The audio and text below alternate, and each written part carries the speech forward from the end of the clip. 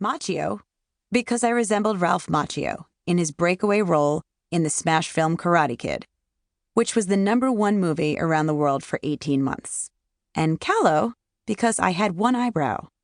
And lucky for me, there was a kid in my class who took an early interest in art history. Note, I know some of you, my mother, are thinking that I was unique and special in a darling way, that I was kooky and lovable. Wrong. This was pre-Lena Dunham. Unique and special weren't celebrated back then. This was 1985, and I was just the weird girl who sang the Thermos song from The Jerk aloud to no audience.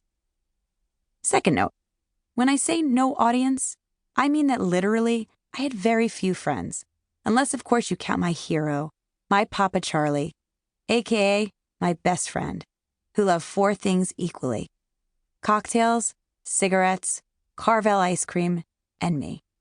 His wife, my Grandma Mary, my namesake, had Alzheimer's disease. So while Papa and I were dressing up as a cadre of aging 1970s TV stars, we loved watching The Love Boat and Fantasy Island in costume. Grandma could often be found vacuuming our front lawn in her nightgown or attempting to cook the Thanksgiving turkey in our linen closet. So here I am, friendless, hairy, deeply uncool, and not Jewish, so not Jewish. And I really tried. I wanted to be Jewish so badly that I electively went to Hebrew school with my best friend Lauren. I attended so often that I can recite the entire Haftorah. And I'm fairly certain I was the only Italian 8-year-old who looked into the Shabbos Goy program at the nearby Long Island Jewish Hospital. When my father asked me what that was, and I replied, "You know, Shabbos Goy. I'm going to push the elevator buttons for the Orthodox Jews at the hospital on Saturdays," I was met with a double helping of that look parents reserve for their most worrisome child, the one about whom they're just not sure. On the rare days the kids call me by my real name, Mary, I almost longed for the moniker Macchio Callow, because the name Mary was yet one more reminder of just how far from Jewish I was. Sidebar, I would gladly accept being called Macchio these days, instead of the man I am mistaken for on a daily basis, former mayor of New York City, Rudy Giuliani. For the record, it's Mary, not mayor. Back to my one eyebrow.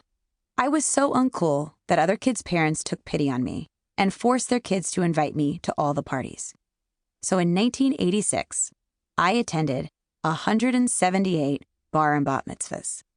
Picture, if you will, a unibrowed Ralph Macchio dressed in a poofy pink dress, attending 2 or 3 of these soirees a weekend.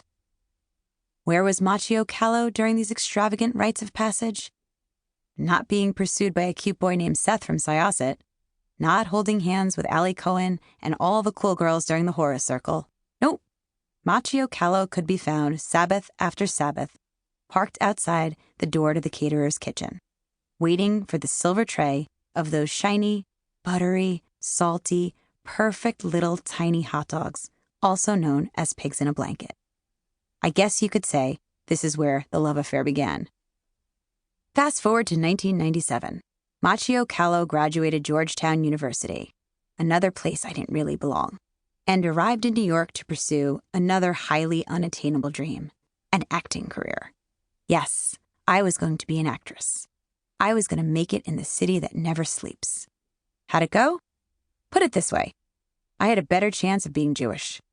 The closest I ever got to stardom was hanging Lorne Michaels' coat while working at celebrity Mecca Nobu during a short stint as a co-check attendant. But I approached every small gig or audition as my next big break, blindly and happily guided by my wildly unrealistic optimism until it ran dry. Defeated and broke, I answered an ad in the New York Times for a sales position at a catering company that boasted clients in the arts, fashion, and entertainment.